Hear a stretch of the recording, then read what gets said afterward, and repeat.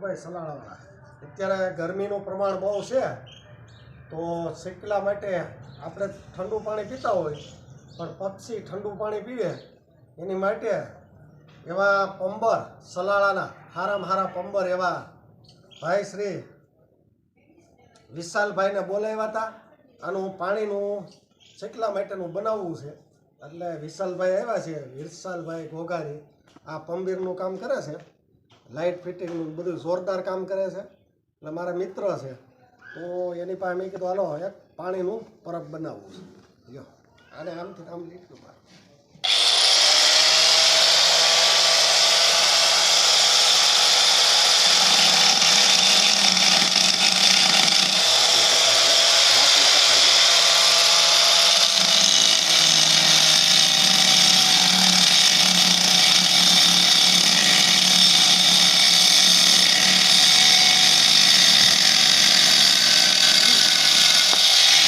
થઈ ગયું ત્યાર.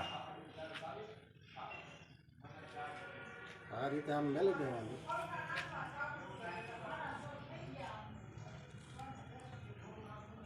આ રીતે બાંધી દેવું. આગળ એટલું ઠંડુ પાણી થાય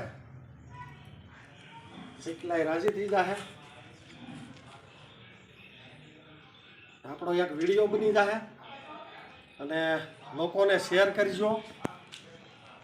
જે ખરાબ માટલું હોય તો લોકો પાણીના પરબ અત્યારે ઉનાળામાં બનાવે, આવા પાણીના પરબ બનાવે પક્ષીઓ માટે, તો એ બહુ સારી બાબત ગણાય. એટલે આ વિડીયો જેમ બને એમ વધુ શેર કરજો. એકદમ ઠંડુ પાણી થાય આનાથી. પરબ બનીને થઈ ગયું ત્યાર. બાંધી દીધો. સરસ મજાના શેકલાય મળ્યા બોલવા જોઈને. આ શેકલાના માળા છે. આવા માળા બાંધવાથી બહુ ફાયદો થાય.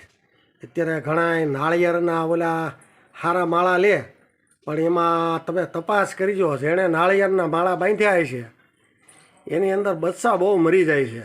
કારણ કે નાળિયેરની અંદર એવી એના ઓલા રૂસા હોય ને, તો એમાં હલવાઈ જાય છે એના પગ, પછી બચ્ચું બહાર નીકળી શકતું નથી. નકર મને એવો વિચાર આવ્યો હતો કે નાળિયેરના ઘર ટાઈપના માળા આવે એ બાંધવી, પણ એ માળામાં બચ્ચા બહુ મરી જાય છે. શેકલાય મરી જાય તો પછી બચ્ચા તો મરી જાય, અને પગને ઓલો હોય ને એમાં કાંટા જેવું હોય એટલે એ હલવાઈ જાય. તો આવા માળા વાપરવાનો આગ્રહ રાખવાનો. પ્લાય ના બાંધો. સરસ મજાનું. જય ગૌ માતા.